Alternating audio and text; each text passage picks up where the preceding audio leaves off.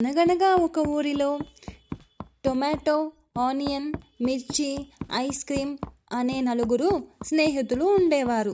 వారు అందరూ కలిసి బయట ఆడుకోవడానికి వెళ్తారు. వాళ్ళు ఆడుకుంటూ ఉండగా సడన్గా వర్షం పడుతుంది. వర్షంలో ఐస్ క్రీమ్ కరిగిపోయి తన ప్రాణాలను కోల్పోతుంది. టొమాటో, ఆనియన్, మిర్చి తమ స్నేహితురాలి ప్రాణాలు కోల్పోయినందుకు బాగా ఏడుస్తారు.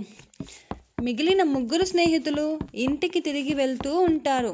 రోడ్డు దాటుతుండగా కార్ యాక్సిడెంట్లో టొమాటో తన ప్రాణాలను కోల్పోతుంది. తమ ఇద్దరి స్నేహితులను కోల్పోయినందుకు ఆనియన్, మిర్చి బాగా ఏడుస్తారు. ఇక మిర్చి, ఆనియన్ ఇంటికి వెళ్తూ ఉండగా రోడ్డు పక్కన బజ్జీలు వేసే వ్యక్తి మిర్చిని తీసుకెళ్ళి బజ్జీ వేసేస్తాడు.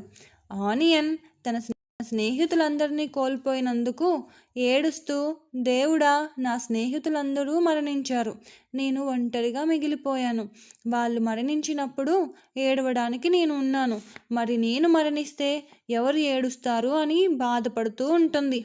అప్పుడు దేవుడు ప్రత్యక్షమయ్యి ఆనియన్తో, నిన్ను ఎవరు చంపుతారో వాళ్ళు ఏడుస్తారు అనే వరం ఇస్తాడు.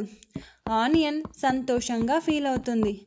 అందువలన ఆనియన్ని కట్ చేసినప్పుడు మనందరి కళ్ళల్లో నీళ్లు వస్తాయి.